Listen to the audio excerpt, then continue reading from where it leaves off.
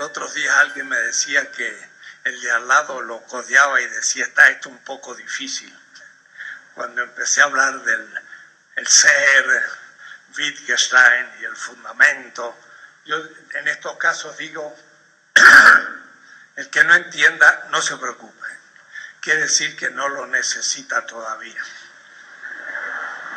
El que lo entiende, pues va más al fondo y quizás después en las lecturas que hagan de los textos que de inmediato vamos a empezar a poner en internet, ya lo podrán leer más tranquilo y podrán ir asumiendo mejor.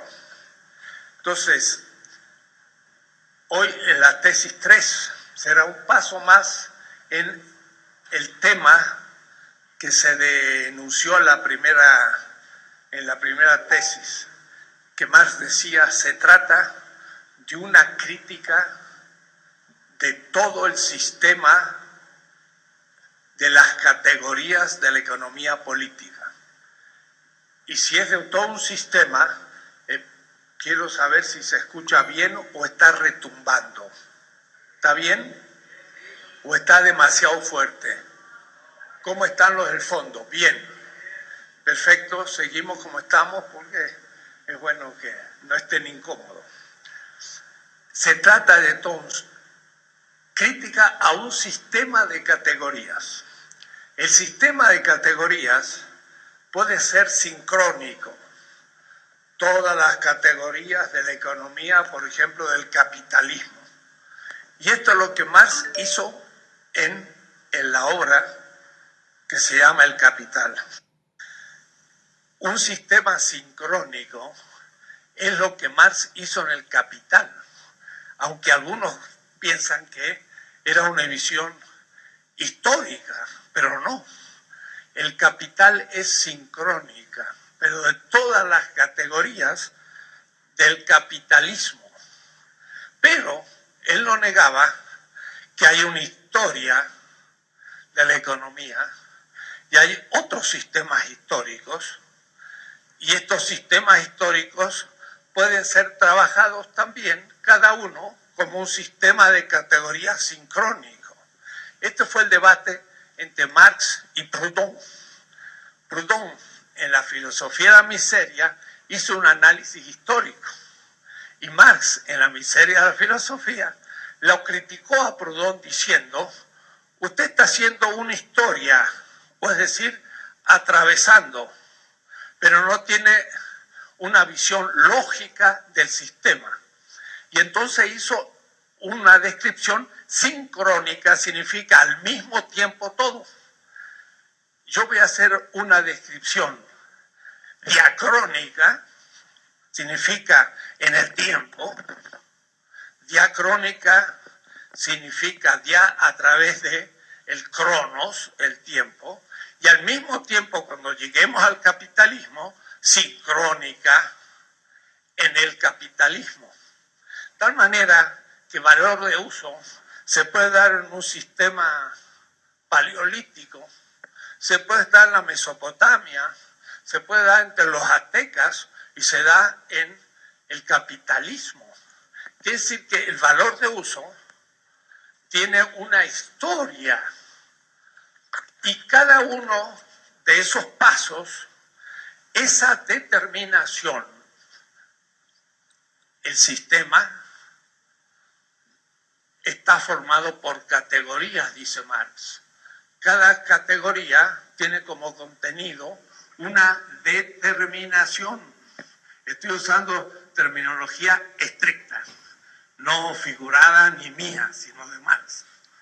Entonces, el valor de uso en el paleolítico va a tener otra definición, que cuando sea subsumida, por ejemplo, en un sistema tributario, o en un sistema esclavista, o en un sistema X, o en el capital.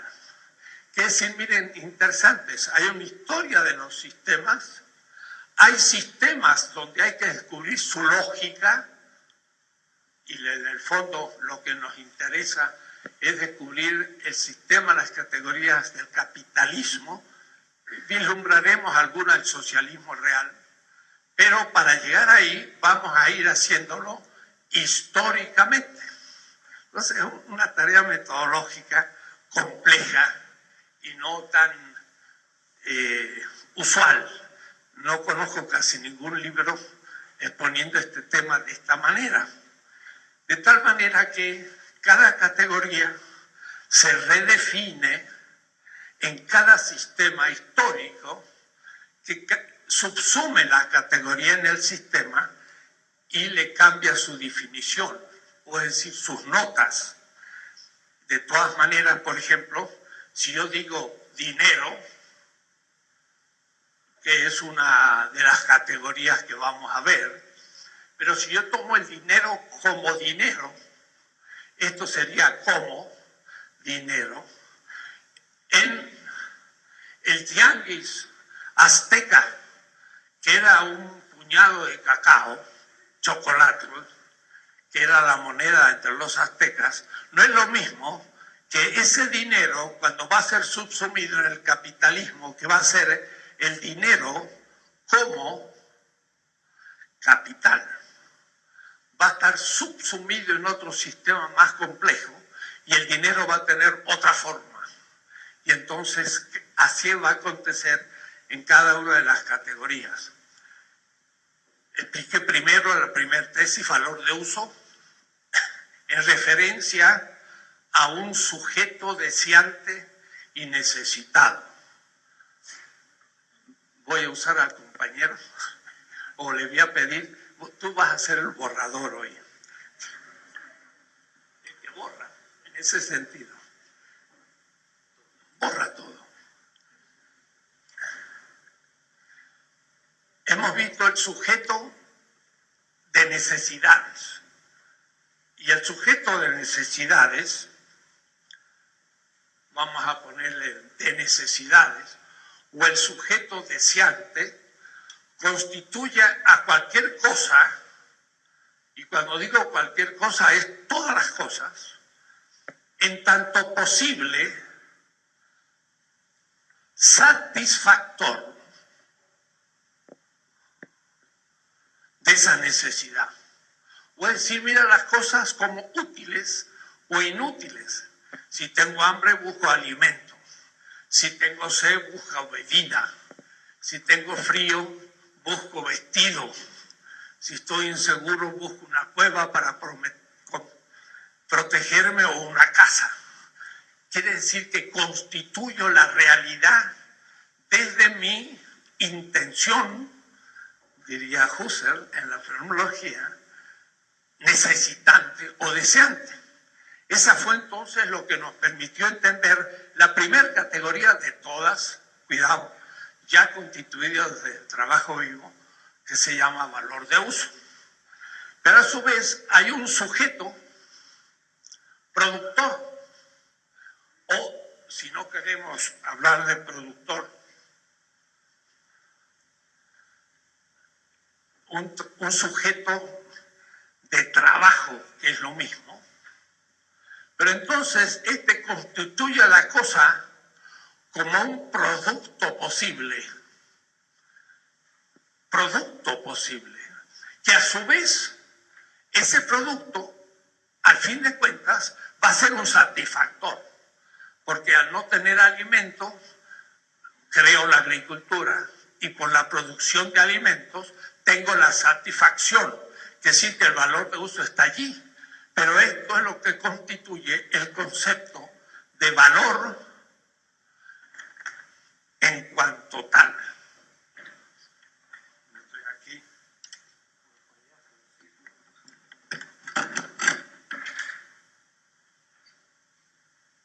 Estas son las dos primeras tesis. ¿Qué es valor de uso? ¿Qué es valor? Valor es objetivación de la vida humana en la cosa producida. La cualidad de la cosa, la cualidad física de la cosa, es una dimensión. Pero el valor de uso no es la propiedad física de la cosa, porque una manzana, si no hay ningún ser vivo, mejor, si no hay ningún animal, porque la manzana es un ser vivo, no tendría valor de uso de alimento, porque no había nadie que se alimentara de ella. Tiene cualidades físicas, pero solo para un ser vivo, la cualidad alimenticia de la manzana se hace satisfacción y es útil. De la misma manera, la manzana producida por el agricultor ahora tiene una nueva determinación, que era ser producto. Y como producto ya es objetivación del trabajo humano. ¿A qué nivel estamos? A nivel técnico o tecnológico.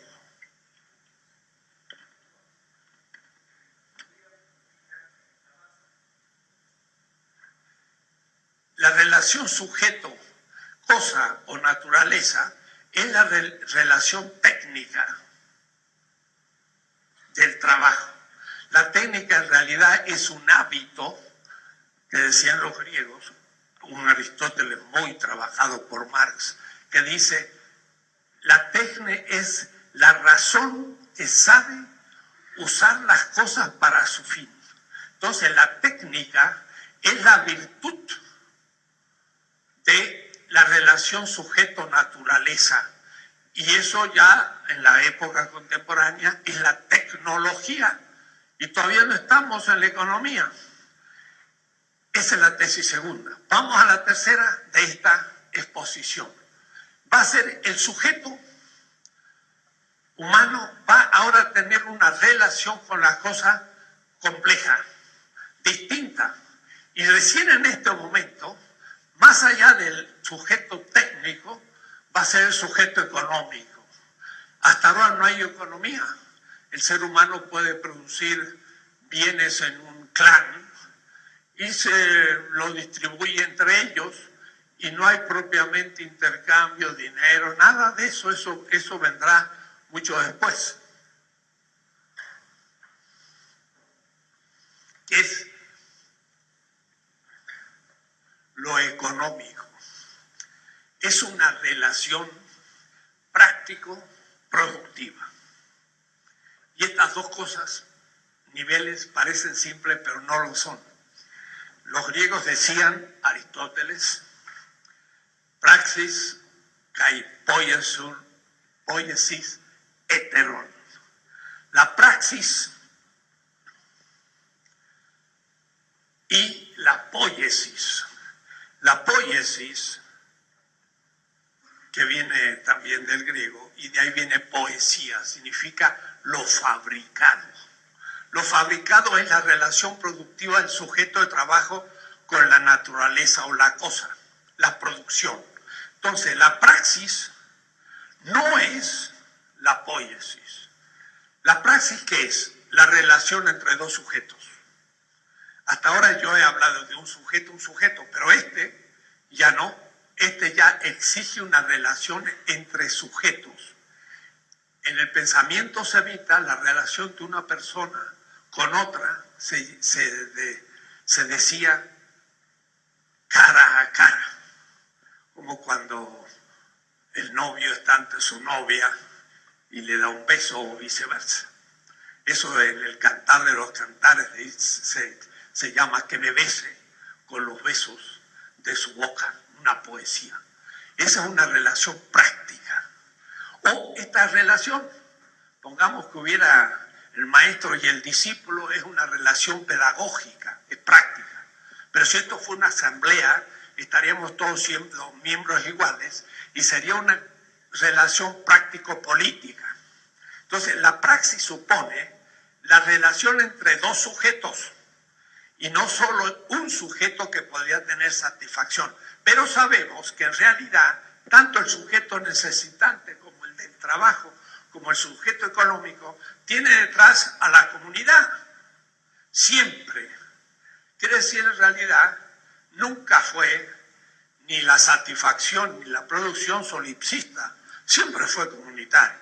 Pero ahora se va a descubrir lo que significa una relación práctica. Marx le va a llamar relación social. Entonces, la relación social son relaciones de dos personas. Y eso entonces va a complicar la cosa, porque van a ver ustedes qué tipos distintos de posibles relaciones. para decirlo desde ya. Puede ser una relación de servicio y puede ser una relación, por ejemplo, de dominación. Y entonces esto va a determinar la economía, ya lo haremos de a poquito. Lo que pasa es que además el sujeto es un yo, y el yo, cada uno nuestro, no es como pensaba Descartes, yo pienso, luego existo.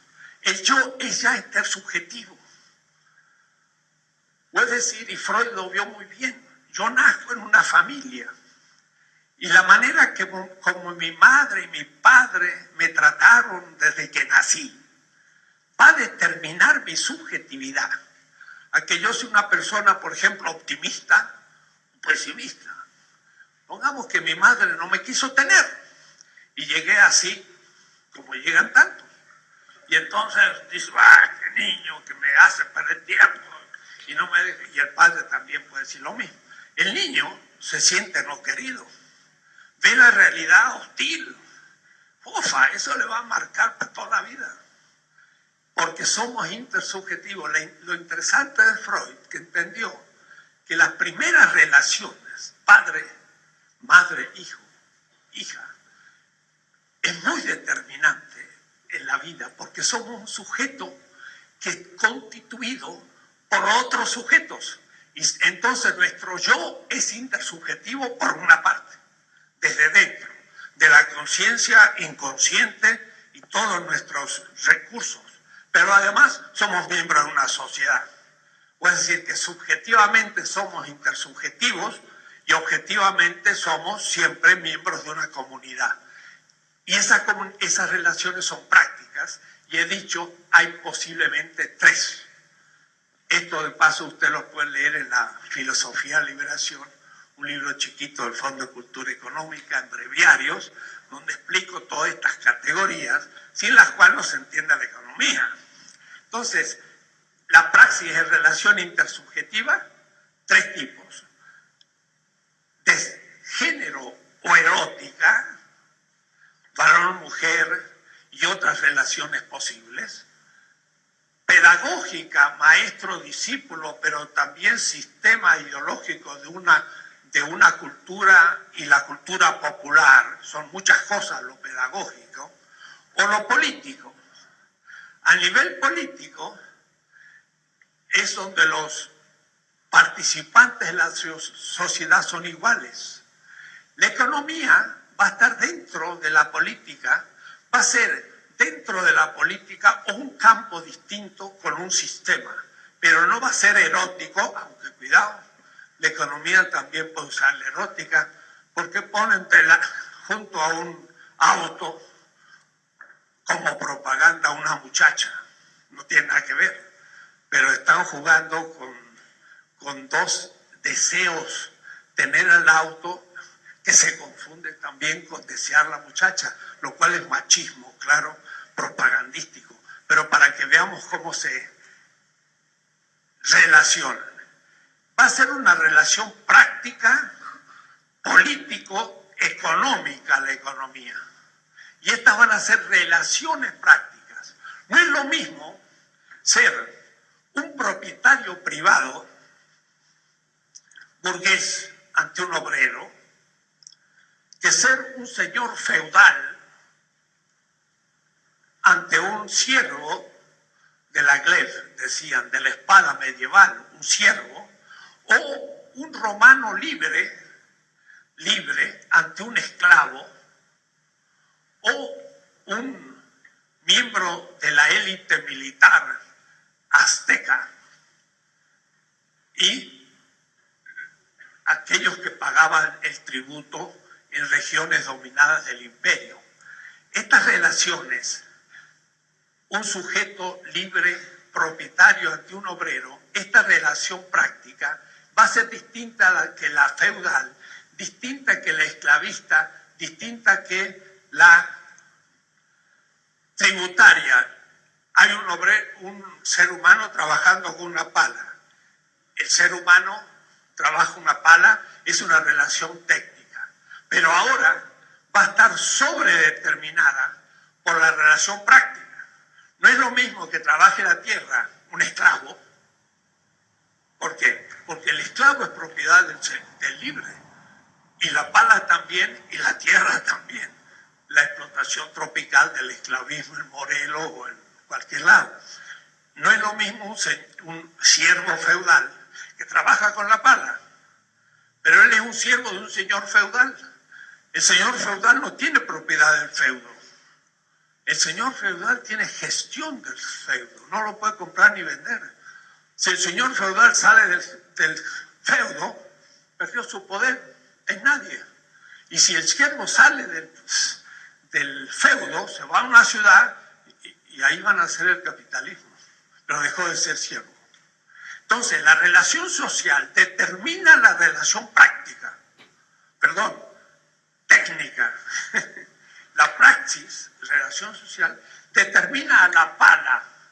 La pala de un obrero capitalista es manejada de otra manera, no por el modo de manejarlo, sino por su estatuto, vamos a verlo, que la pala de un siervo feudal, que la pala de un esclavo, o la pala de un miembro de la comunidad azteca en este mismo Valle de México antes de la conquista. Entonces, se están percatando que la economía va a ser no práctica solo como por ejemplo la política, ni solo técnica como la tecnología, sino que va a ser práctico-productiva. Va a ser una relación más compleja. Va a ser la relación de un sujeto con otro sujeto, sujeto 1 y sujeto 2, pero a su vez, una relación con la naturaleza tecnológica. ¿Por qué? Porque yo le voy a ofrecer a otra persona algo producido. Y entonces, borramos todo. Recuerden estos tres sujetos, Espero que lo hayan representado en sus apuntes. De todas maneras, va a salir en el libro del siglo XXI.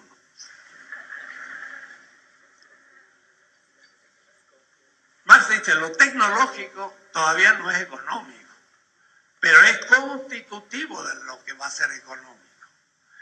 Y lo práctico tampoco es económico, sino cuando es práctico productivo. Y en ese cruce, la economía se transforma casi como la ciencia, ¿qué diría yo?, más compleja.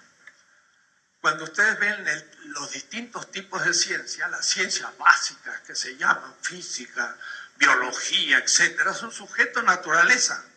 Están al nivel del conocimiento teórico, mientras que las ciencias sociales, casi todas, antropología, sociología, política, etcétera, son ciencias prácticas. El problema son relaciones humanas de un sujeto con otro sujeto, pero como a su vez son sujetos libres, incondicionados a un pequeño nivel, pero libres al fin. Sus relaciones son imprevisibles y entonces las ciencias sociales no van a ser tan exactas como las ciencias que se le puede aplicar meramente a la matemática, no porque sea menos ciencia, sino porque su objeto es infinitamente más complejo y por lo tanto es más real, porque tener una visión de la física, de la realidad, es una abstracción. Solo tomo lo cuantificable, astronómico, físico de la cosa, pero no advierto cómo lo trabaja el ser humano en sus sistemas históricos, y eso es más complejo.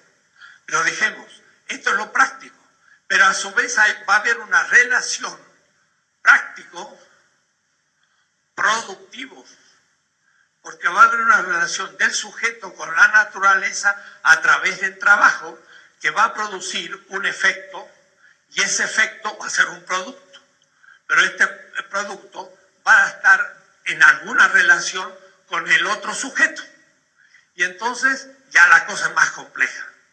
¿Se va siguiendo? Es muy simple, todo se va complicando de a poquito, pero hay que entenderlo bien cada paso.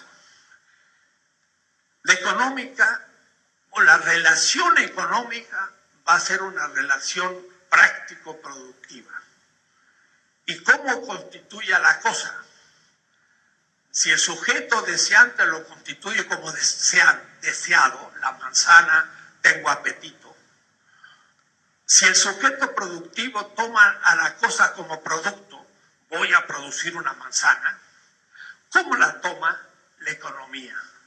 La misma cosa va a tener otro sentido, va a decir Husserl en la fenomenología, y Marx es un fenomenólogo total, antes de Husserl. De tal manera que yo dije, la cosa es satisfactor desde el deseo, es producto desde el trabajo. ¿Y qué es desde el sujeto económico? Es una mercancía. En un sentido muy lato todavía. Mercancía en el sentido de algo que yo he producido para el otro. Y esa relación con el otro, cuidado, puede ser de muchas maneras y no lo pensemos ya simplemente desde el capitalismo. Por ejemplo, ¿cómo planteaban este producto del trabajo los pueblos tupi-guaraní en el Brasil, que es lo mismo que los magallánicos en Chile, que los incas en Perú, que los chipchas en Colombia, o que los aztecas y los mayas en Mesoamérica? Todos esos pueblos tenían una visión y una comprensión de la relación económica con la naturaleza completamente distinta a la nuestra, porque hay un sujeto, uno, ya ahora económico, que se relaciona con otro sujeto, dos, ya económico. Tanto este como este, los dos desean y necesitan satisfactores, es decir, comer, beber, vestirse, pero también tener cultura y desarrollar su espíritu. Espíritu como funciones superiores del cerebro dentro del sistema neurológico. Este sujeto, por ahora, esta relación es la relación práctica que Marx va a llamar relación social. He dicho que cada sistema es distinto. No es lo mismo ser un esclavo que ser un siervo, que ser un obrero asalariado o ser un ciudadano del sistema socialismo real, que no es un asalariado, pero veremos en su momento qué es, y por eso también hay un tipo de alienación. Entonces, un sujeto va a trabajar la tierra, y entonces digo, trabaja, y trabaja la naturaleza. El trabajo constituye la naturaleza como materia de trabajo, una M. Ese es el materialismo de Marx, que además se relaciona al hecho de que este sujeto y este sujeto son sujetos vivos, porque si no fueran, en otro sentido de un chiste que dice, le preguntaron, señora, usted tiene 11 hijos. Sí, dice, y todos vivos. Mire, unos vivos y otros tontos, pero todos comen. No en ese sentido de vivo, sino de vivo realmente que no hemos muerto. El sujeto de satisfacción es un sujeto vivo.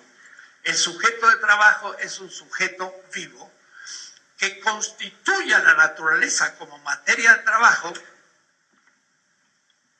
para producir un producto. Y ese producto va a ser consumido o por el que trabaja, y lo voy a poner así, para que se vea que puede ser o no puede ser. Y en su momento voy a hablar, puede haber un excedente, lo voy a poner así, que puede ser manejado por otro sujeto. Y ahí ya tenemos la complejidad de un sistema, pero en el neolítico, no todavía en el Paleolítico. Voy a decir, esto es más complejo de lo que quiero ir avanzando. Pero vean ustedes entonces, el sujeto económico, que son ambos, constituyen la realidad como materia, y entonces Konstantinov, aquel teórico ortodoxo del socialismo real, decía, ¿qué es primero? ¿El sujeto o la naturaleza? Si digo el sujeto, soy idealista. Si digo la naturaleza, soy materialista. Este Konstantinov no había leído Marx. Y sin embargo fue leído por el PC, Partido Comunista, desde la Tercera Internacional, tremendo, ¿no? Y la segunda.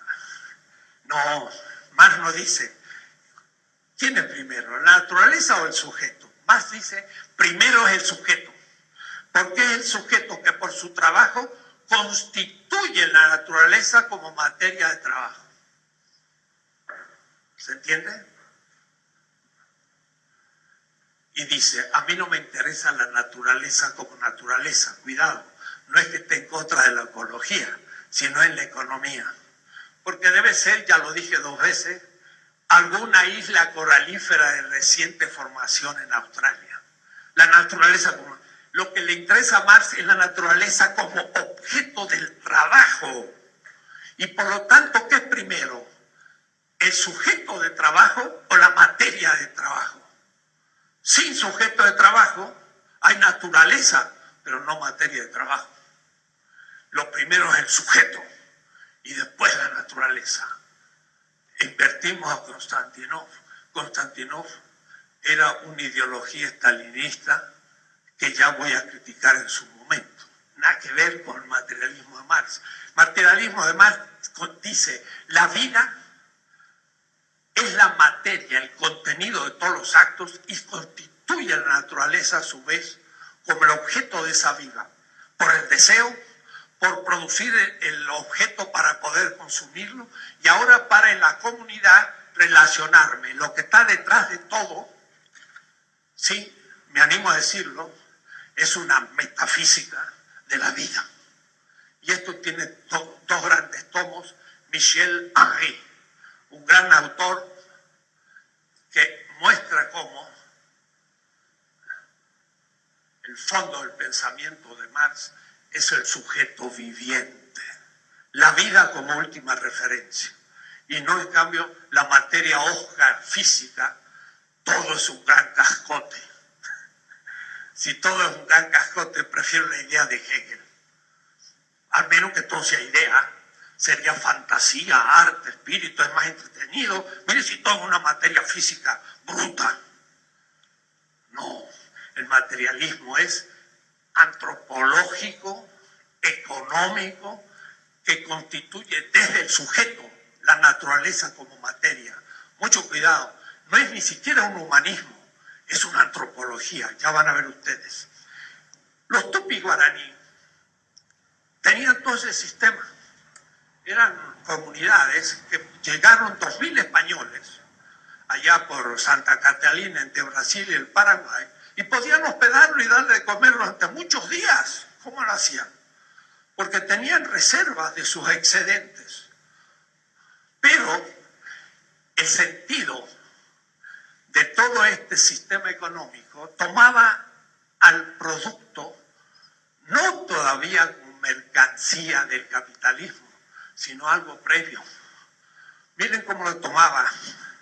Para entenderlo había que volver a México. Parece que Macehual, entre otras cosas, significa el agradecido. Hola Macehual, decimos nosotros. El agradecido a los dioses por haberme dado la vida. Puedo decir que entre los aztecas y Marx hay una misma ontología de la vida. Y los dioses dan la vida metafóricamente, y Marx muestra que es el punto de partida, pero es coincidencia. Y entonces el ser humano no merece la vida, o la merece.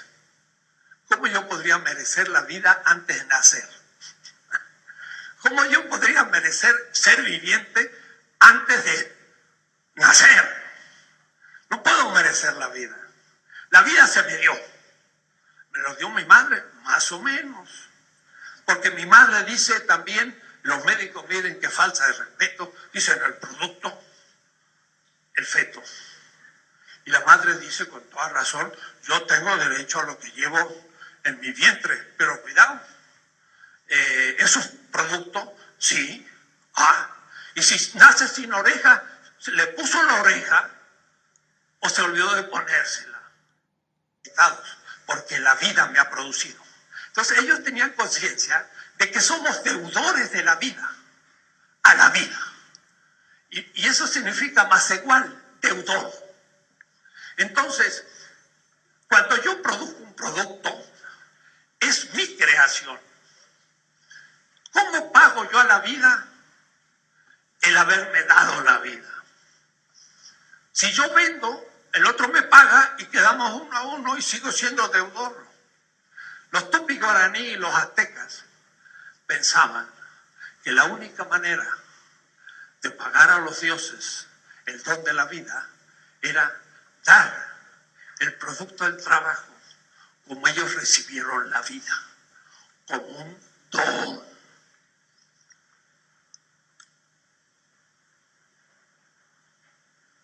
Gratis. Solo si yo doy a otro gratuitamente, pago la deuda con los dioses. Y eso hace una economía completamente distinta. A tal punto que entonces todos trabajan la tierra en comunidad, los tupis guaraní, sin ningún dominador, sino la comunidad, producen y el excedente lo distribuyen y todos viven. Y acumulan colectivamente. Los jesuitas y franciscanos en el fin del siglo XVI tomaron ese sistema y organizaron lo que se llama aquellas reducciones jesuíticas, donde todo estaba en común, eran comunistas, donde todas las cosechas estaban en común, donde elegían ellos a sus dirigentes. Eso no lo inventaron los jesuitas, lo inventaron los tupí guaraní indígenas. Y debo decir que esto aconteció desde 1605 hasta la expulsión de los jesuitas en 1767. Y de aquí los jesuitas escribieron en alemán, en sueco, en ruso, en polaco, porque había muchos jesuitas de muchos países. Yo he colectado 40 trabajos de cómo eran las reducciones jesuitas en América. De ahí lo leyó Babel, de ahí Montiel, y los primeros que inspiraron el socialismo utópico en Europa y del cual salió el socialismo. El primer capítulo no escrito del socialismo moderno fue escrito por los indígenas latinoamericanos en las reducciones jesuíticas del Uruguay, de Mojos y Chiquito en Bolivia, de California y todo esto. Ellos tenían un sistema en donde lo que se producía era un don.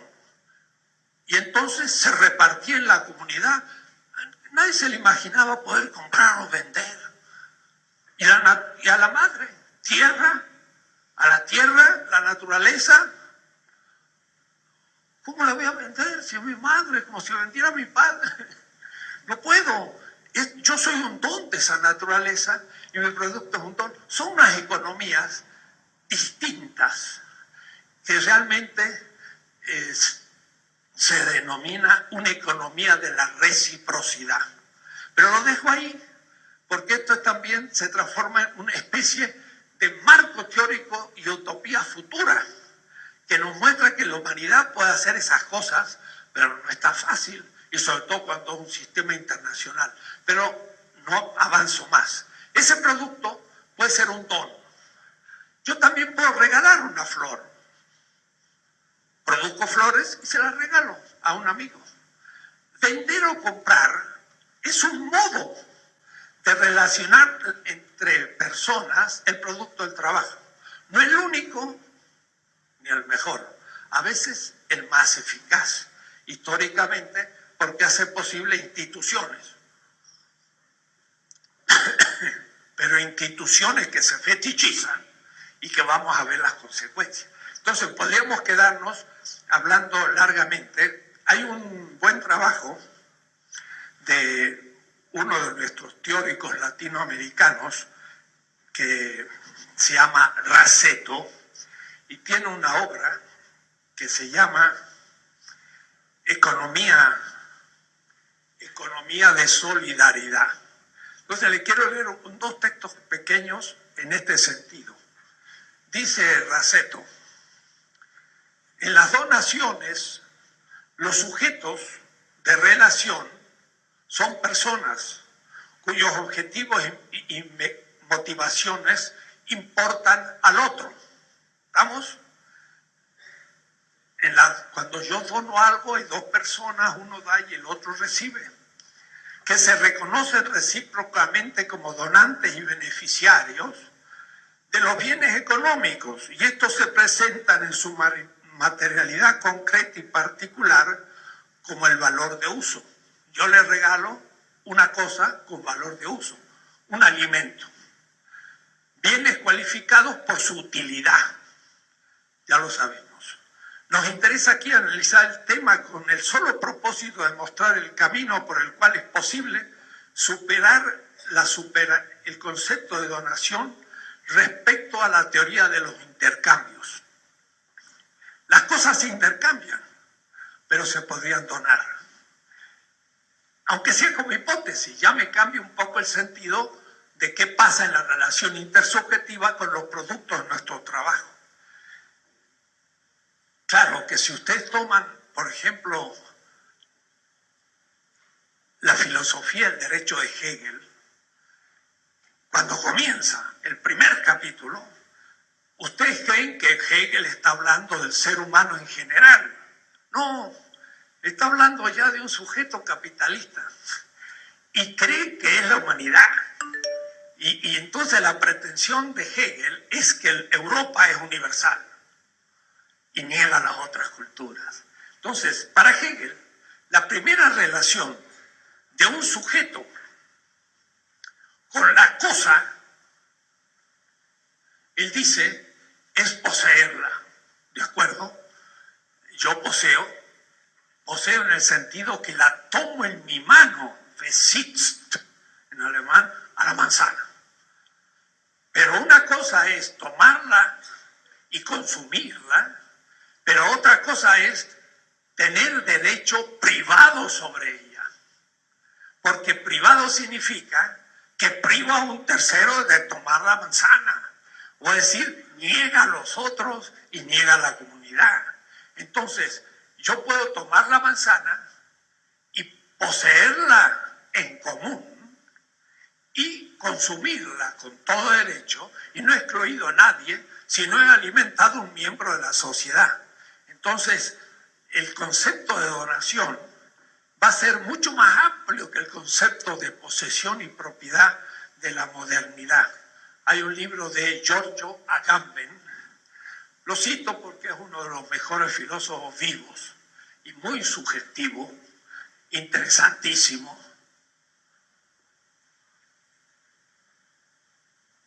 Giorgio Agamben, que se escribe un libro enorme sobre una disputa en la época medieval, donde una comunidad religiosa se propuso usar los bienes sin que se relacione el sujeto humano con ellos en la relación de propiedad.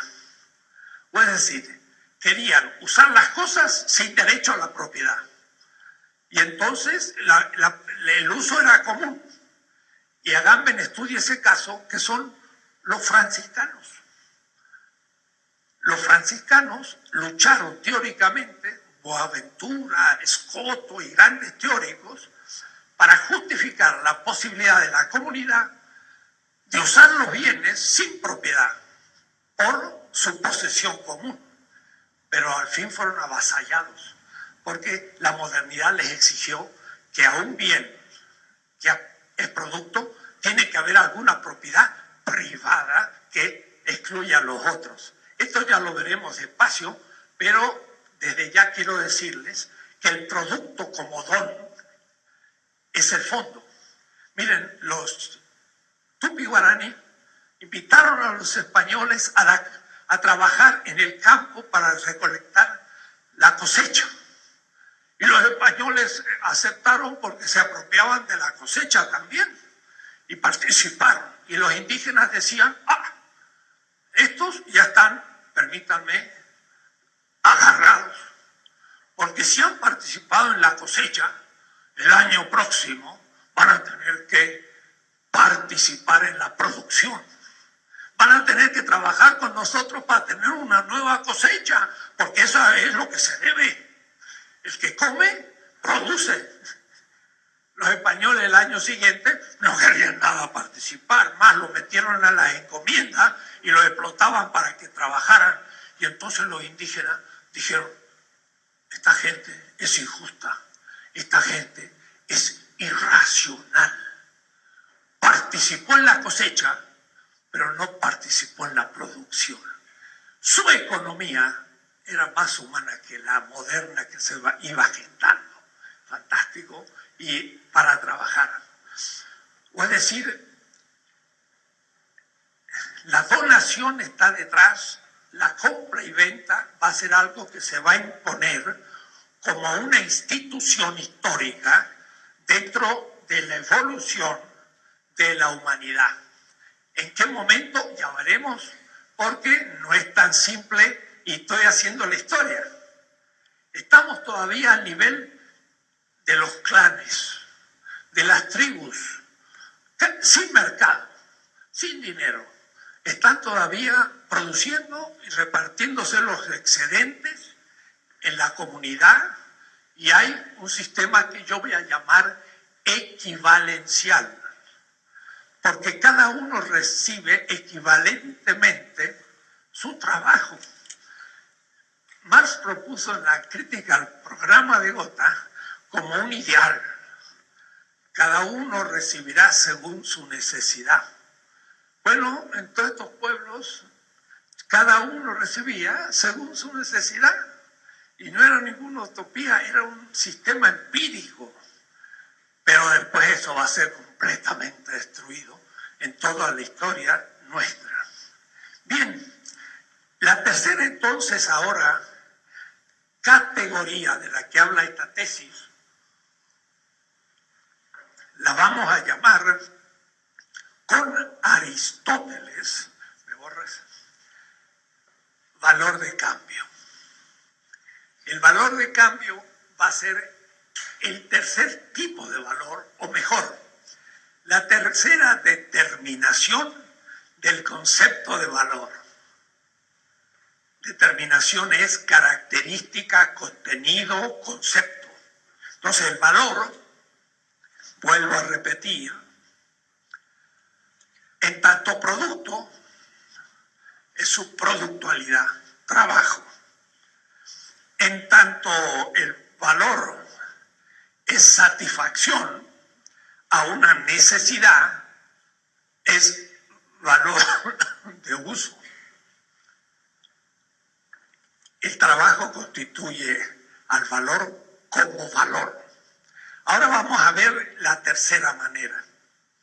El sujeto económico va a transformar a la producto del trabajo como intercambiable. Intercambiable. Y lo voy a escribir en alemán para que vean la complicación. Austausch,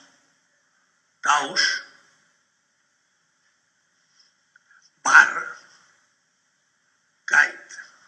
Estos alemanes son largueros y esta es una palabra. Aus significa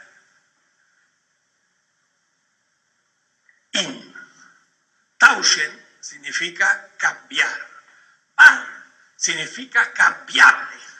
Y Kait, lo abstracto.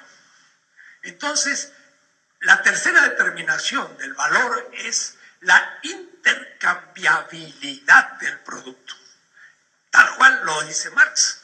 Nunca lo leí ningún marxista. Cuando lo vi dijo, uy, qué palabrota.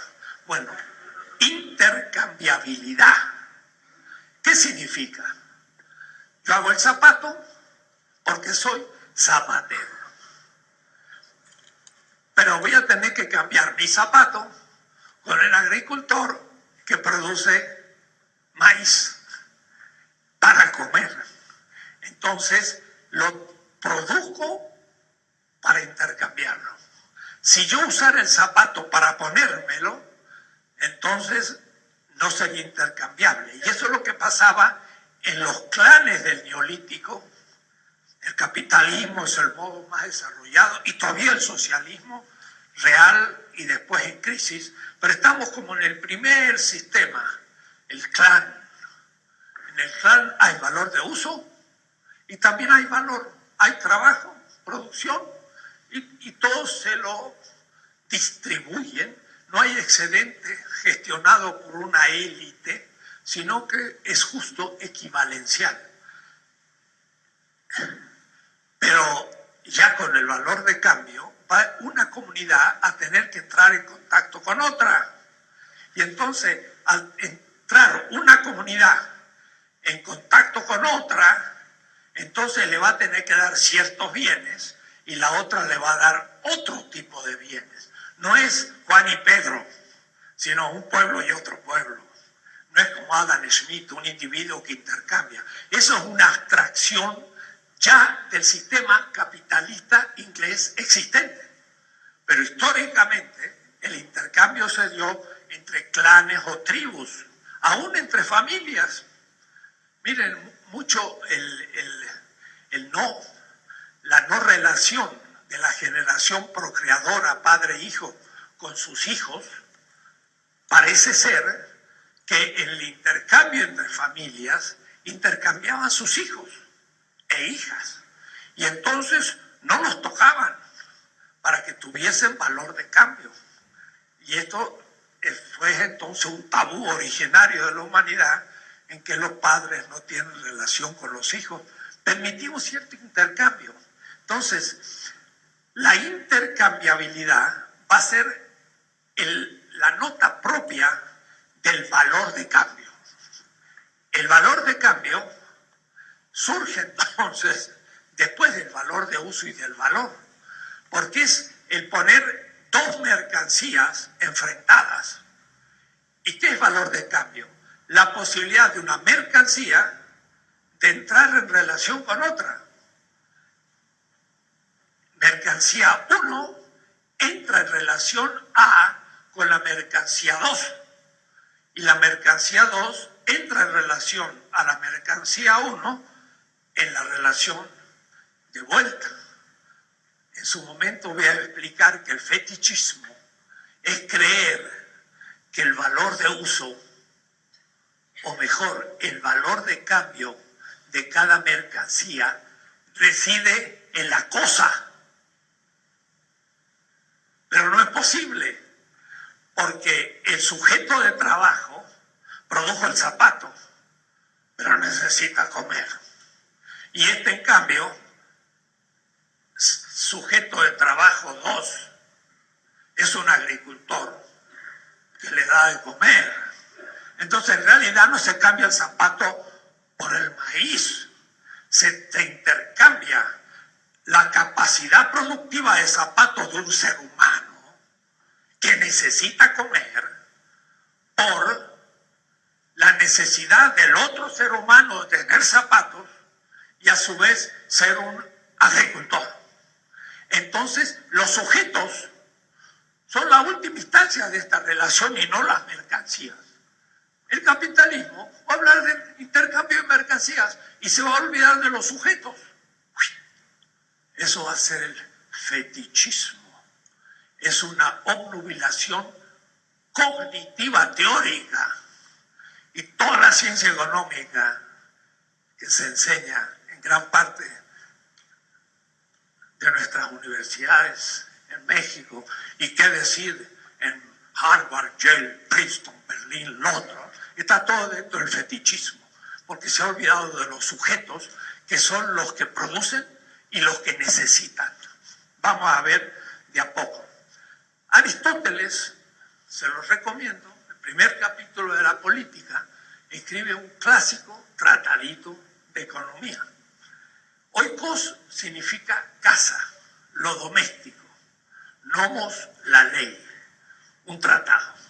Entonces Aristóteles, ahí de una manera genial, con gran capacidad analítica, que Marx cita continuamente. Marx, diría yo, es aristotélico. Y en el Capital los ejemplos que pone son los de Aristóteles en la política. Así que no crean que se puede estudiar un pensador contemporáneo sin tener una vasta cultura para entender a fondo la historia. Aristóteles entonces dice, no es lo mismo el valor, esa es una palabra griega, axion. Axion significa valor o valioso. Axion es una palabra griega. No es lo mismo el valor que el calzado tiene en su función de calzado que el valor que el zapato tiene en su función de intercambio por otros bienes. Y entonces a uno le llama valor de uso y al otro le llama valor de cambio. Por supuesto que en Atenas de la época había valor de uso, valor de cambio, y era una economía con salario. Y miren lo que voy a decir, había plusvalor. Y había bolsones de capital, y no era sistema capitalista. Cuando un maestro en Atenas reunía a un grupo de esclavos o de libres y le pagaba un salario a los libres, a los esclavos no. Y ese jarrón lo vendía en Egipto y sacaba ganancia. Esa ganancia de ese fabricante en Atenas era plusvalor. Pero era una parte insignificante del campo económico ateniense, de un sistema que en gran parte era esclavista, y esto eran pequeñas cosas. Había capital, pero el sistema era esclavista. Cuando ese sistemita chiquito acá se haga el grande, tendremos el capitalismo. Quiere decir que también capital empezó allá hace 5.000 años, pero todavía no como el subsistema que llega a ser sistema hegemónico dentro del mundo económico. Miren que estoy usando palabras analíticas. Yo cuando hablo todas son categorías. Cuando digo campo económico, no digo sistema económico. Porque el sistema económico del esclavismo en el campo económico de Atenas. El campo económico es todo lo económico y hoy hay muchos sistemas, aún de autoproducción en algunas comunidades indígenas, que en ese caso son pequeños sistemas de autoproducción y autoconsumo dentro del capitalismo, que es el sistema hegemónico. Sistema. Quiere decir que el campo económico de México es capitalista, pero hay pequeños bolsones antiguos que hay que mirarlos con mucha atención, porque no vayan a ser que tenga cualidades que nos puedan permitir en el futuro repensar todo. Es como las hierbitas que por ahí sanan la fiebre y ahora ya las transnacionales mismas quieren patentar a las hierbitas para poder ellos reproducir la capacidad de salud de una hierbita tradicional, de un chamán de una comunidad.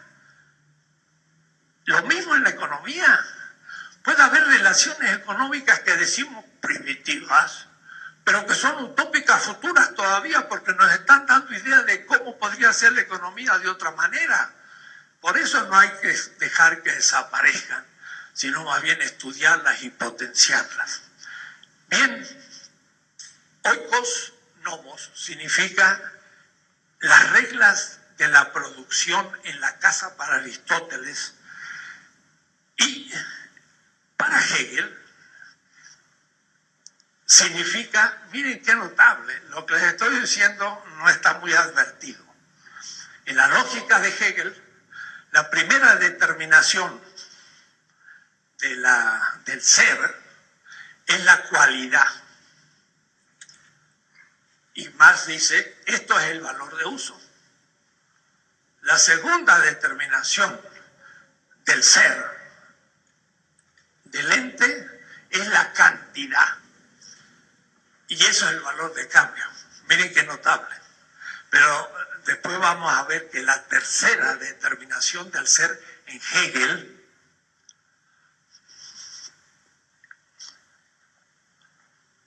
va a ser la medida, la relación de la cantidad con la cualidad.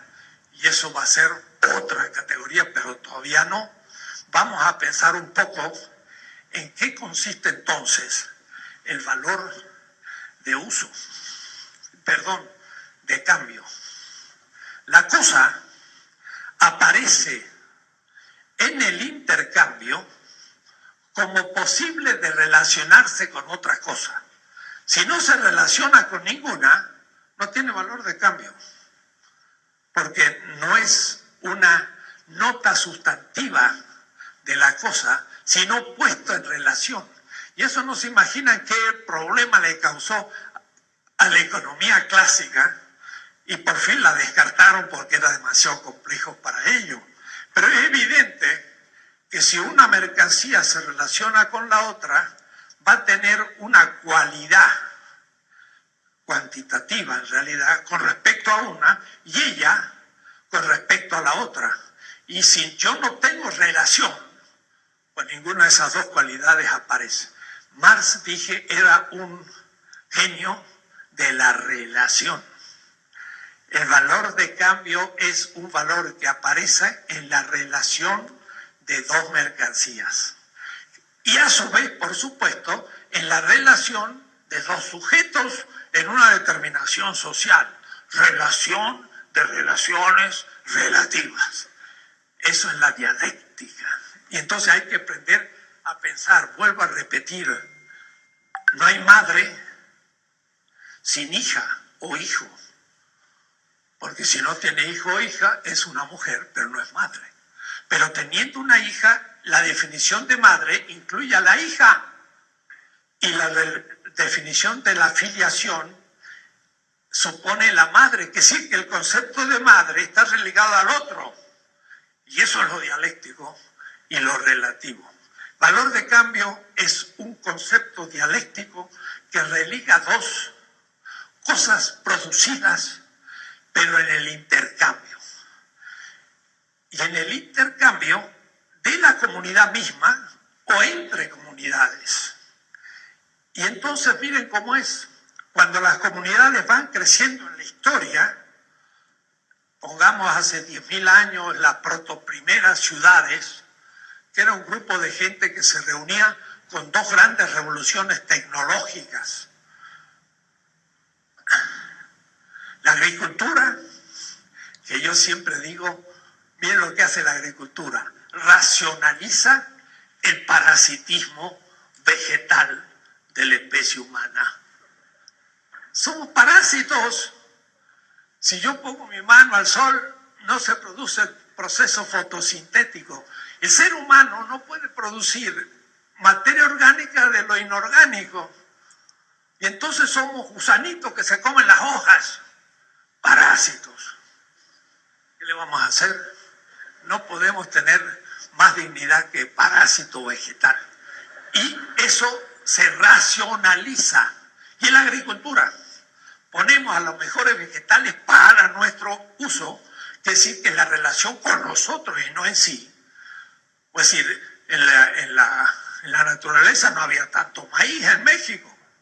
Había poquito, había algunos bolsones de lugares con maíz, pero cuando el ser humano vio que era tan útil, parece que es el único vegetal que existe. Pero el pastoreo racionalizó el parasitismo proteico. Necesitamos proteína. Entonces nos comemos a los animales. ¿Y por qué no lo comemos? Porque los primates en el África oriental, el África oriental por Kenia, eran primates en las selvas, pero se les secó las selvas. Pobres primates. Y entonces tuvieron que empezar a descender al suelo, no tenían árboles y se tuvieron que poner de pie, que les costaba, cambiaron la musculatura, etcétera, y empezaron el Homo erectus. Pero ya no había selva y entonces los primates comen muchas, ustedes han visto, los orangutanes se la pasan comiendo hojas y ramas, en el Animal Channel. Ya no había. Entonces el ser humano empezó a comer lo que tuviera enfrente. Comió vegetales, comió animales, comió insectos, omnívoros. Comemos lo que tenemos enfrente. Bien, esto fue la agricultura y el pastoreo. Eso permitió el surgimiento de las ciudades, porque entonces tenía alimento a la mano cerca y tenía el animal cerca y no tenía que estar como el cazador buscando los animales o buscando raíces como los plantadores u otros. Y el ser humano tiene, claro, muchas necesidades, justamente comer. Entonces hay que producir comida, beber, hay que tener agua. No hay ninguna ciudad que no tenga agua próxima, junto a un río, junto a un canal, algo, pero hay agua. Si no hay agua, no hay ciudad. Y así entonces todas las necesidades empezaron a ser cubiertas por sujetos de trabajo que se especializaron en un producto que satisfacía una necesidad. Y el ser humano tiene inmensa cantidad de necesidades, tiene inmensas necesidades satisfactorias. Pero en vez de encontrarlo en la naturaleza, y eso imposibilitaba la concentración de miles de personas en un lugar, hizo que la propia ciudad empezara a producir todos los satisfactores para las necesidades de miles de personas. Según la historia hasta ahora, pero ciertamente habrá otros lugares, cuando se une el Éufrates y el Tigris, allá en Irak, el pobre Irak, que los bárbaros del siglo XXI han destruido, el lugar más sagrado de la humanidad. Ahí donde se unen junto a el Índico, parece que surgieron hace 8.000 años las primeras ciudades. Y Sahagún, cuando describe los tipos de trabajo que había en el imperio azteca, llega a describir 360 distintos tipos de trabajo, lo cual suponía 360 productos que cumplían con 360 necesidades de los habitantes. Entonces, esto se plurifica. El sujeto de trabajo produce muchos productos porque el sujeto deseante tiene muchos deseos o necesidades. Y entonces surgen muchos productos. Es la división técnica del trabajo. Y entonces ninguno puede producir todos los bienes que necesita para su vida. Y más, ya me especialicé en una cosa, soy guerrero. Y bueno, ese ya no es zapatero, ni es comerciante, ni pinta códices, ni es agricultor, y no es todo lo demás, sino solo eso, guerrero. Claro, cumple su función política, pero hay otros. Entonces, a la pluralidad de necesidades va a haber la pluralidad de adquisición de técnicas, la pluralidad de bienes y la necesidad del intercambio, porque cada persona necesita, en el caso más privilegiado, esos 360 objetos que producen 300 distintas técnicas que por la división del trabajo es altamente desarrollado, porque ya no es la vida tan primitiva de un habitante del Amazonas, cuidado, que vive en una sociedad de abundancia, que trabaja muy poco y se la pasa recordando sus mitos y danzando. Y ustedes dirán, qué primitivo, mire. A ver, un autor alemán, Best, dice una vez, estaba yo en la playa y encontré uno tirado en la hamaca. Él no dijo, pues no hay hamaca en Alemania, pero entre los dos. Y le dice el otro ciudadano que hace turismo en la playa, ¿y usted qué está haciendo? Yo estoy descansando. Pero en vez de descansar, usted podría hacer algo más. Sí, yo soy pescador. Podría poner otra barca, podría hacer una compañía de pesca y usted sería rico. Ah, sí. Y después, bueno, pero usted siendo rico podría, y va haciendo todo. Pero al fin, tanta riqueza y tanta, llega. Y usted podría ser feliz y vivir de la renta. Entonces el otro le dice, pero si yo ya estoy... Puede decir,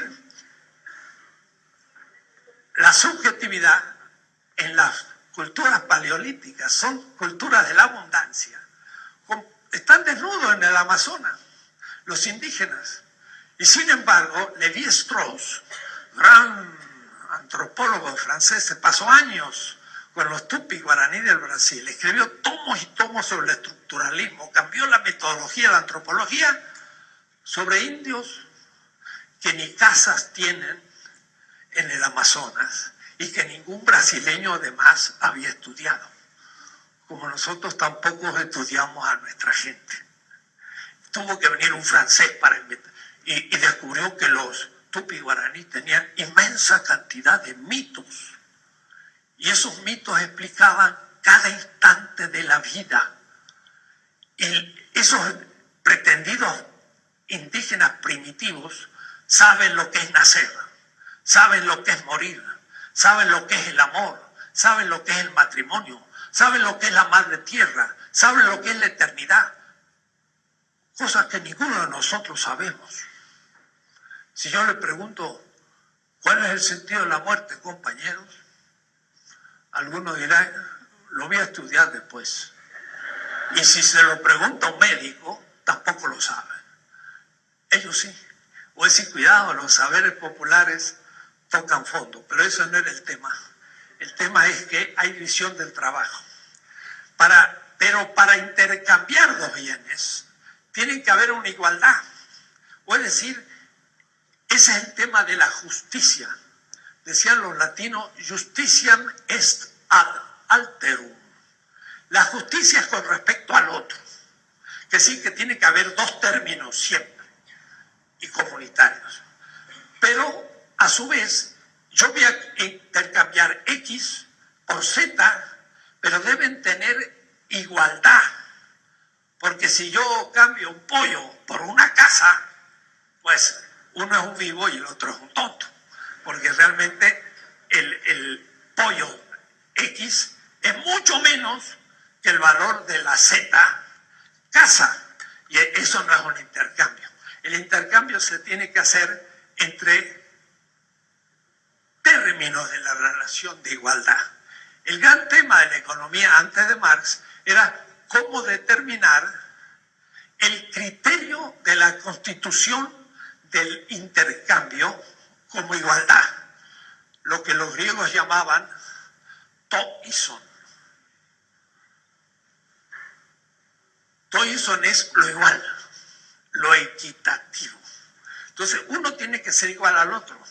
Y ahí entonces empieza toda una dificultad, porque vamos a intercambiar entre dos cosas que tienen valor de uso cuando es puro trueque, por ejemplo en el tianguis. Pero cuidado, el tianguis y el trueque y el cacao ya significa una economía del neolítico sumamente desarrollado. Entre eso y nosotros ya no hay casi diferencia. Pero lo va a decir desde un punto de vista que creo no se ha puesto la intención de la reflexión. Va a ser una reflexión antropológica, ética, y no humanística, como algunos llamaban, Althusser o contra o en favor. Marx no estaba con el humanismo, estaba con una antropología ética. Si el valor es objetivación de vida, yo voy a intercambiar con el otro tanta vida como yo puse con la objetivación de su vida. Es decir, no voy a intercambiar meramente zapato y maíz en su valor de cambio abstracto. No, el zapato, con la vida que el otro puso en su maíz. Claro, el valor, ¿cómo lo mido? Entonces la pregunta es medida. Bueno, esa es la tercera determinación del ente en Hegel, la medida más. La medida, en alemán, más. La primera determinación del ente tiene una cualidad. La segunda tiene una cantidad. La cantidad mide la cualidad. Digo esto porque Marx va a seguir la lógica de Hegel a pie juntillas. Y sin embargo va a haber un momento de ruptura y ahí hay que ver qué significa la inversión. No tiene nada que ver con el idealismo y el materialismo. Que Hegel sea idealista y Marx sea materialista es una tontera vulgar, diría Marx. Hegel en la teoría de la naturaleza es completamente materialista, todo es materia. Y después todo es idea porque el creador es pura idea. Pero entonces no es fácil criticar a Hegel. La crítica de Marx va a ser muy distinta y la voy a situar en un momento muy preciso. Y debo decirle que soy casi el único que sostiene esto. Entonces ustedes tendrán que estudiarlo y refutarme. Pero después de trabajar bien a Marx. Entonces, Hegel dice, y repito, la primera determinación es la cualidad. Marx dice valor de uso.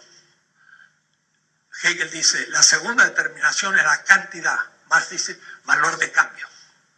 Y la tercera determinación es la medida de la cantidad sobre la relación, que es sobre la cualidad, significa más o menos cualidad. Cuando digo más temperatura o menos temperatura, estoy cuantificando la cualidad de la temperatura. Y entonces eso se llama la medida, porque digo, hay más temperatura y esa es una medida y menos temperatura es otra medida. ¿Cuál es la medida entre la cosa producida 1 y la cosa producida 2? Que los dos tienen valor de uso y en la relación los dos tienen valor de cambio. Y solamente en el cambio tienen valor. ¿Quién puede establecer la medida? ¿Cómo puedo intercambiar un zapato con una casa? ¿Puedo? Sí. Pero entonces tengo que decir, no sé, cualquier cosa. 10.000 pares de zapatos es una casa. Pero ustedes ven cómo estoy cuantificando para llegar a la igualdad. Y bien, ahí surge la nueva categoría. Es la categoría de dinero. La categoría de dinero es la medida del valor de cambio sobre el valor de uso. Cuidado, el dinero no es primero un dinerito actual. Ni siquiera el cacao, aunque sí ya. El cacao tenía valor de uso y es el chocolate. Es la única cultura en el mundo que le pone sal al chocolate es México. ¿Por qué? Y porque es el inventor del chocolate. Todo lo demás le pone azúcar, pero aquí el mole es mexicano, porque es antes de la modernidad, es una contribución a toda la humanidad del chocolate. Y ese chocolate era empuñado la medida de todos los bienes que se intercambiaban en el tianguis, que era el mercado. O es decir, el mercado es el lugar donde se intercambian los productos útiles del trabajo. Y eso es antediluviano, diría Marx. Viene hace 8.000 años. El mercado capitalista es muy particular. El socialismo pensó eliminar el mercado en algunas ideas y falló. No podía. El mercado es necesario. Veremos después. Eso fue uno de los errores utópicos, y la utopía es peligrosa porque hace que un sistema por último se derrumbe por ineficaz, por no factible, pasó a la Unión Soviética en 1989. No fue cualquier cosa, fue el derrumbe de errores. Entonces hay que ver que el intercambio exige igualdad. Esta igualdad se debe expresar en el valor de cambio y a su vez necesita una medida para que se pueda realizar ese intercambio. Eso se llama el dinero. ¿El dinero qué es? Es en el comienzo una cosa más producida útil, que tiene a su vez una función dentro de la sociedad. Era, por ejemplo, el oro, la plata, el cobre. En casi todas las culturas neolíticas, pongamos el oro. El oro es él mismo un producto que se trabaja en las minas. Y la plata también, la plata de Zacatecas o de Huancavelica en el Perú, en el siglo XVI de América, salieron 20.000 toneladas de plata que fueron a volcarse al Mediterráneo y terminaron en China. Produjo una devaluación mundial de la plata. Los países árabes entraron en crisis porque se les devaluó su moneda por la plata americana y entraron en crisis. Y a su vez el sur de la Sahara, que producía oro para el Mediterráneo, se moría de hambre. Tomó sus campesinos, los puso en la costa, se los vendió a los negreros portugueses, ingleses, franceses, holandeses. Los africanos tomaban a los campesinos de otros pueblos y los vendían de esclavos. Y nació el esclavismo. Una hecatombe económica por la plata americana en todo el África, en toda Europa, y fue a parar a China nuestro plata. Lo que no quedó en los templos, se lo llevaron. Entonces algunos dicen, oh, estos templos, qué horrible, miren cuánto oro, cuánto le robaron los indios. Yo por ahí digo, por suerte dejaron eso, porque todo lo demás se lo llevaron peor. Se lo robaron y no quedó ni templo. Por lo menos ahora podemos mostrar la belleza de una cultura colonial. El mercado no es el problema, es el tipo de mercado. Pero algunos creyeron que era el mercado. Y otros creyeron que el problema era el dinero. Y entonces Proudhon dice, vamos a eliminar el dinero. Y entonces Marx en los Grundrisse se ríe de Proudhon. Porque dice, usted va a eliminar el dinero. ¿Y qué va a hacer? Bonos horarios. Yo voy a comprar un kilo de tortilla por 15 minutos de trabajo. Y un pan de zapato por 4 horas de trabajo. Y una casa por 1.000.000 de horas de trabajo. Bueno, dice, en el fondo cambió el dinero por el bono horario, es lo mismo. Además, el peligro sería que quién determinaba el precio. Y él dice, tendría que ser entonces ese banco el papado, Vaticano, papado de la producción y la distribución. Y eso es lo que va a hacer la Unión Soviética. Marx tiene textos explícitos en contra de la eliminación del dinero.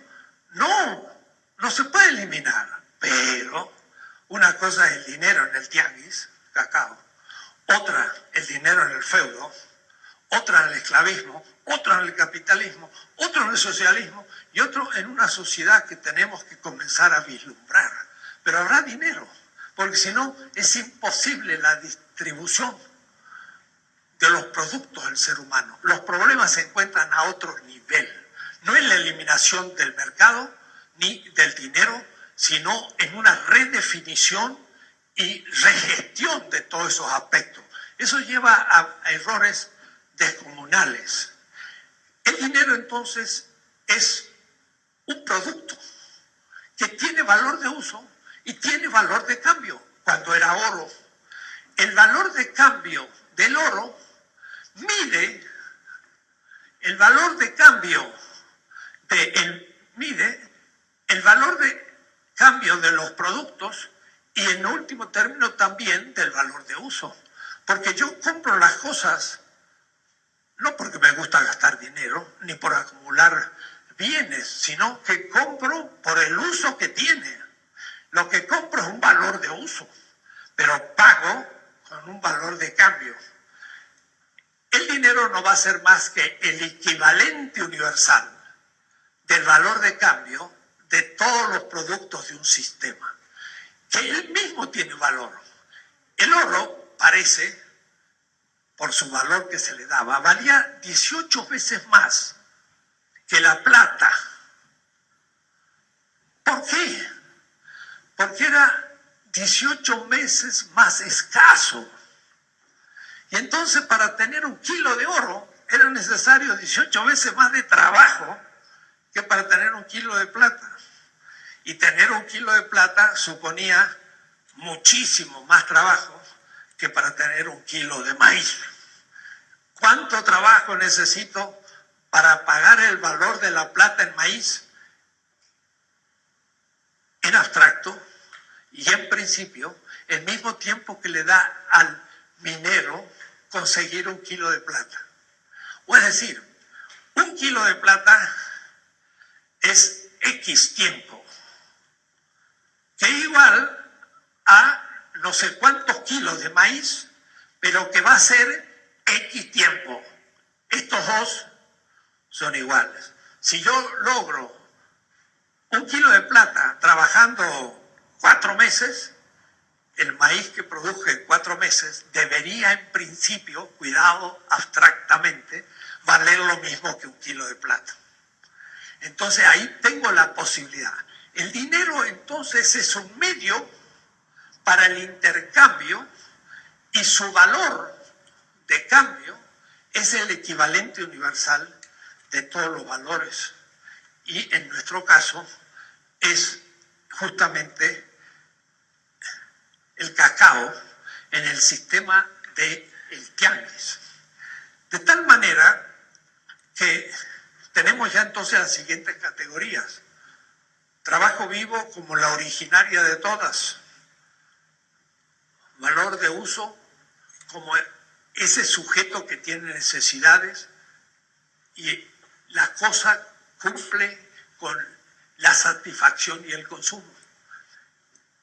Cuando no existe el valor de uso, el ser humano produce el producto y entonces ya es un producto y eso se llama el valor en tan total, sin adjetivo, la productualidad del producto.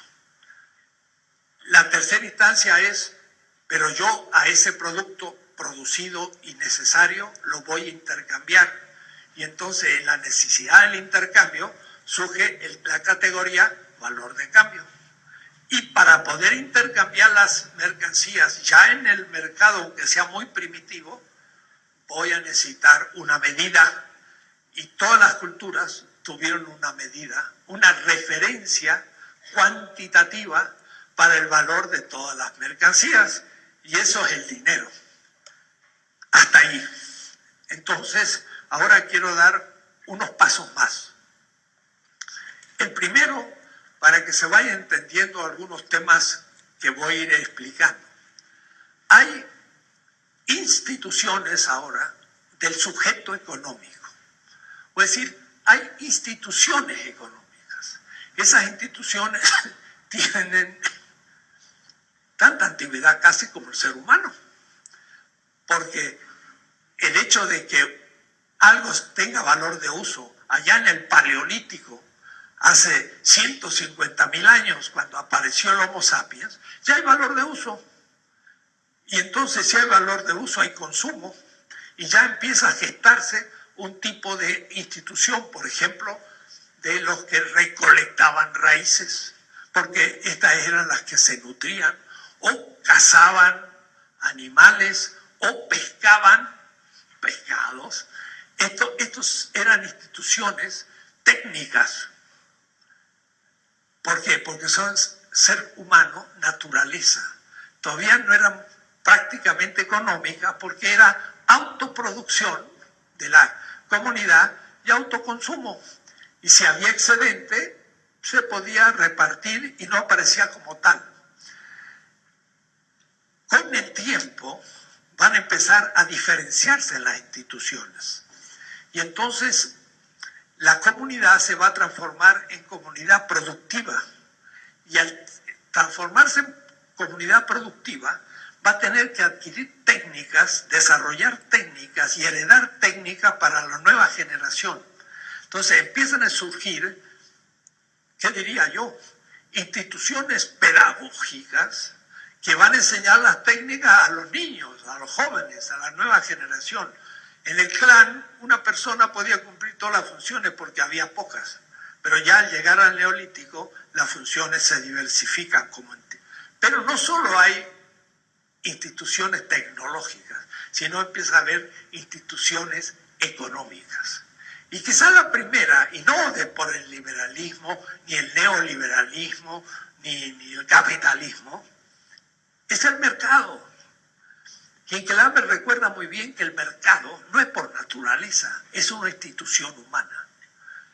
Y como tal, no podrá eliminarse, sino que habrá que cualificarla de manera que sea justa. Y eso vamos a ver en la segunda parte del curso cómo empieza. Porque si caemos en idealismos y proponemos cosas imposibles, bueno, es muy bonito porque soñamos cosas, pero eso no es practicable, ni nadie lo puede llevar a cabo. Y tenemos gobiernos en Bolivia, en Ecuador, en Brasil, en Venezuela, que están queriendo construir una nueva economía. No le vamos a estar hablando de cosas utópicas en el sentido negativo del término, de irrealizables. El mercado es una institución clave, porque es la que establece las relaciones entre los productos, que es la primera relación económica posible. Y por lo tanto, surgen de inmediato reglas. Entonces sería muy interesante tomar el código de Hammurabi, rey de Babilonia, a 50 kilómetros del actual Bagdad. Allá 3.700 años hace, Hammurabi escribe un código. Es un código económico. Dice cómo se compran los bueyes y se venden, cómo el juez debe ayudar al pobre más que al rico. Es un código donde ya vemos toda una economía funcionando y donde hay reglas.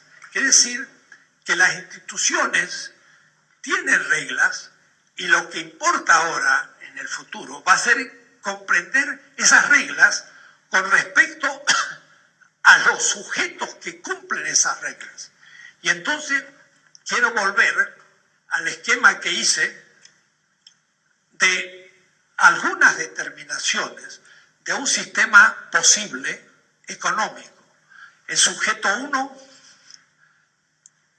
el sujeto 2, que trabaja la naturaleza, que produce un producto y que hay un excedente, el cual puede ser manejado por el sujeto productor o por otro sujeto. Entonces aquí yo puedo hablar A es una relación práctica, es una relación social en todo sistema desde hace 5.000 años. Estamos en la historia, el Neolítico. La relación con la naturaleza es la relación B. Yo modifico la naturaleza, la transformo, le doy otra forma. La otra forma es el producto. Entonces, esa transformación C, Marx le va a llamar objetivación. No solo de la idea del producto, o es decir, yo digo, voy a plantar manzanas. Entonces sé que las manzanas tienen una raíz, tronco y follaje. Pero ¿cómo la voy a distribuir? Entonces la voy a poner de una manera tal que va a tener una cierta distancia, no tan juntas. Y eso, después de un siglo, 2.000 años, 2.000 años, ya los manzanares tenían reglas perfectamente definidas en las culturas neolíticas. Entonces, el sujeto se objetiva en las reglas, pero en el fondo objetiva su vida en el trabajo, y esa manzana tiene propiedades naturales y alimentarias, pero al mismo tiempo es producto del trabajo humano, y hay buenas y malas manzanas según el trabajo.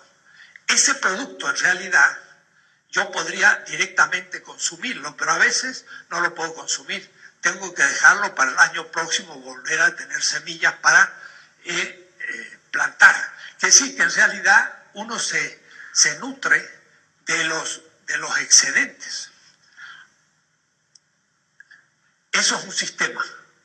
Y ahora ya un sistema también categorial de instituciones que vamos a ir viendo en el tiempo cómo se van a ir evolucionando. Para mí, la clave de la interpretación de un sistema se da al nivel de lo que he puesto en un triángulo, el excedente. El manejo del excedente es lo que crea el dominio de un sistema. El que domina el excedente es el que va a dominar todo el sistema. Y el sujeto 1 va a ser un sujeto dominante y la relación A va a ser igual a dominación, justamente cuando un grupo, unas personas, un pueblo o quien sea, veremos en la historia, gestiona ese excedente. No hay necesidad que lo posea. En la Edad Media el señor feudal no posee el excedente, pero lo gestiona, porque el campesino tiene que llegar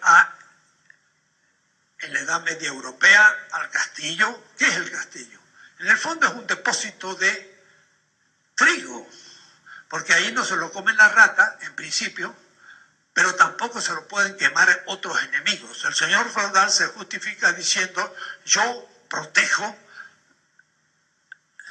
las reservas del pueblo de los siervos. Y eso a su vez con mitos religiosos que le dan derecho a eso, y hay todo un derecho, se llama el jus dominativum, que hace que el señor feudal tenga autoridad y el siervo crea que la tiene. Porque si no lo cree, no funciona, estaría acá. Y esa relación es de dominación. ¿Pero por qué? Porque gestiona el excedente. Y eso va a ser, en todos los sistemas va a haber un tipo de excedente. Da la casualidad que el excedente del capitalismo no lo ve nadie. Es invisible. Es un problema de visibilidad. Y es un problema de nuevo fenomenológico. Lo que aparece, el fenómeno, no es el excedente, sino una apariencia, la ganancia. Y entonces Marx va a hacer todo su trabajo para develar lo invisible y mostrar que ese excelente, por ejemplo, se llama plusvalor. Y con eso cumplió su función. Terminó. Después todo lo demás son complicaciones posteriores, pero si yo entiendo eso, el capitalismo es injustificable. Y eso da conciencia política a la clase obrera, a todos. Y claro, veremos sin embargo eso cómo continúa hasta la globalización actual y lo que ha hecho México de privatizar su energía, que lo podemos explicar después con estas categorías. Entonces, el excedente, que es también antidiluviano, porque la humanidad produce más de lo que necesita para el consumo, cuando es manejado por un grupo y no la comunidad, como en el Paleolítico, empieza a ser sistemas de dominación, que voy a llamar no equivalenciales. O es decir, ya no habrá igualdad. El que trabaja y produce el producto ya no va a recibir toda la vida que objetivó. Y por eso que un texto semita, 2 siglos antes de la llamada Era Común, texto que usó Bartolomé Las Casas para en Cuba en 1514, criticar la encomienda y la injusticia con los indios, ese texto dice así: el que no paga justo salario derrama sangre. Eclesiástico 34:18, un libro de la Biblia protestante dejada fuera de la Biblia católica en el Concilio de Trento. Pero miren, si yo digo, el que no paga el justo salario derrama sangre, está el concepto de plusvalor. ¿Por qué? Porque hay salario, porque todos los bienes son objetivación de sangre, sangre que es vida, porque ese texto semita comienza así: el pan es la vida del pobre, quien se lo roba, lo mata. Ahí está todo lo que les he dicho hace 22 siglos. en el mundo de los palestinos entre Egipto y Mesopotamia. El pan. ¿Qué es el pan? El producto del trabajo. Es el símbolo de todos los productos, el pan. Claro, para el Mediterráneo. Acá tendríamos que decir la tortilla. La tortilla es la vida del pobre. ¿Quién es pobre? Dice Hammurabi, hecho justicia con la viuda. El pobre es el que trabaja la tierra, produce el pan y otro se lo roba. Y como él puso su vida aquí, se quedó con su muerte. Es la lógica de Marx, dicho hace 22 siglos, en una manera simbólica. Pero es más, mire lo que dice. El pan es la vida del pobre, es una metafísica de la vida. Inmola al hijo en presencia de su padre, el que roba al pobre en su justo salario. Miren qué texto. Bartolomé Las Casas era un cura. Era un cura dominico. Fue obispo de Chiapas y los chapanecos ya lo echaron y se tuvo que ir. Así que no era don Samuel Ruiz, sino Bartolomé Las Casas. Y en Chiapas ya se acumuló la violencia de los conquistadores hasta hoy, 5 siglos. Entonces dice, él era un cura, un sacerdote. Entonces, ¿qué hace el sacerdote? No sé si han visto cualquier culto católico. En el ofertorio dicen, te ofrezco Dios este pan, fruto del trabajo y la tierra. ¡Acha, qué bueno!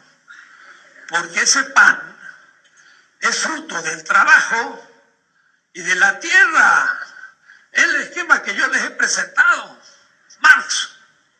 ¿Y qué le dicen a Dios? Recibe este fruto a Dios. Miren lo que dice el texto. Semita. El que ofrece a Dios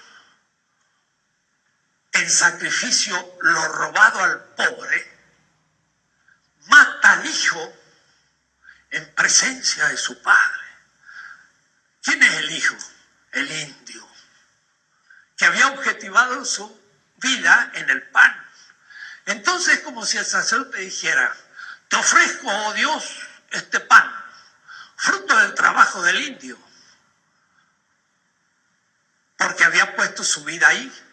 Y entonces el indio, al no comer ese pan que se lo robó la encomienda y los conquistadores, se muere. Entonces, en realidad, este sacerdote está diciendo, recibe, oh Dios, la vida de tu hijo que mato. Es un sacrificio humano. Ese Dios es un fetiche. Y esto es lo que va a criticar Marx. Y eso aconteció en Cuba, en Santi Espíritu, en 1514, al origen de la modernidad, antes de Descartes, Newton, Hobbes y todos los pensadores europeos que van a pensar desde el 1600 en adelante, y se comieron un siglo de injusticias delatadas por nuestros grandes intelectuales latinoamericanos y mexicanos.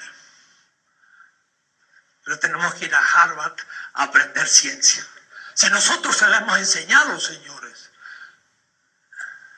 Bueno, esto es para demostrarle algo muy interesante, que son cosas muy antiguas y se pudieron decir míticamente, ahora hay que decirla analíticamente, con un sentido de ciencia que no es el positivismo que trabaja con probetas, sino otro tipo de ciencia que es más fundamental y es la dialéctica.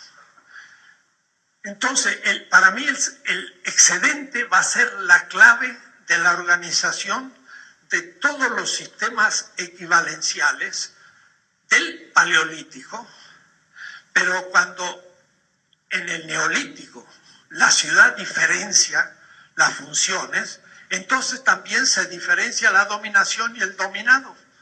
y un grupo domina el excedente. Y en cada sistema yo puedo ir mostrando cómo funciona eso. ¿Cuál es el sujeto 1? ¿Cuál es el sujeto 2? ¿Qué tipo de trabajo hace? ¿Sobre qué naturaleza? ¿Qué producto? ¿Qué excedente hay en cada sistema histórico hasta cuando lleguemos al Capital de Marx? Vamos a entender que hizo la descripción sincrónica, no diacrónica, del sistema capitalista. Pero no por arte de magia, sino por un análisis muy detenido que le llevó desde 1818 nace, en el 44 empieza economía hasta el 82. Fueron 38 años, no tanto. La etapa creativa de Marx, fuerte, son 10 años. Del 1857 los Grundrisse hasta 1867 el tomo 1 del Capital. Esos 10 años Marx escribió lo fundamental. Ya lo iremos viendo. Entonces, cuando el excedente ya no es trabajado equivalencial o comunitariamente, el sistema institucionalmente se hace de dominación. Es decir, un capitalista podrá decir, no, yo quiero ser bueno, quiero ser justo, quiero que mis obreros puedan participar en las ganancias y todo, ¿sí? Pero tú le pagas salario, claro. Hacha, ¿qué es lo que paga el salario? Paga el trabajo. No, paga solo la fuerza de trabajo, pero no todo el trabajo vivo. Le robas mucho. Entonces, ¿de dónde sale tu ganancia? De mi inventiva, de mi organización. No, sale de lo no pagado al obrero. Entonces, por más que quieras ser bueno, no puedes, porque todo el sistema te lleva a explotar a otro. Pero entonces habría que ¿qué? Y bueno, habría que hacer algo distinto. Y eso es de lo que se trata. Y la humanidad va hacia eso, porque está subiendo la conciencia. Y ya un obrero ya no es lo que era en el siglo XVIII, ya es un hombre culto, es una persona que maneja los medios también virtuales. Hasta el último campesino empieza. Todavía hay muchos que están ignorando muchas cosas. Tienen sus saberes tradicionales, pero no críticos de los saberes modernos. Entonces, estamos en una etapa de transición y por eso va a ser muy bueno el ir muy despacio. Entonces, con el neolítico, el excedente va a ser gestionado por una clase social. Antes no había clase, porque en el paleolítico, que hay una comunidad, una tribu, hay estructuras comunitarias, pero no hay clases. En la Mesopotamia sí tenemos clases. En el Imperio Romano hay clases. En el Imperio Chino hay clases. Entre los aztecas hay clases. Y clases es justamente un grupo de personas, como diría Hegel, que tiene una cultura, una manera de interpretar la vida y un tipo de trabajo. Entonces los guerreros águilas tenían también un trabajo, eran guerreros. Pero pericia de cazar enemigos en las guerras floridas, y gracias a cuanto he cazado, que no necesitaba matar, pero cazar, me permitía ser un tecutli, miembro de la aristocracia. Y como miembro de la aristocracia me daba poder vivir en los mejores palacios de México, Tenochtitlan, tener servicio y vivir muy bien. El campesino vivía mucho más humildemente, pero todavía el tipo de dominación no va a ser como el colonial, porque al menos todos los bienes, el excedente, se repartía al menos en el imperio, pero después se va a ir afuera, y se va a ir a España, y ahora nuestro petróleo se va a ir a Estados Unidos y a Europa, y ahí sí que hay pérdida, es el colonialismo. ¿Eso cuándo va a surgir? Hace solo 5 siglos. Y de ahí en adelante vamos a llegar al presente. Entonces, termino esto, la tercera tesis. Hay valor de cambio, hay dinero, hay sistemas económicos.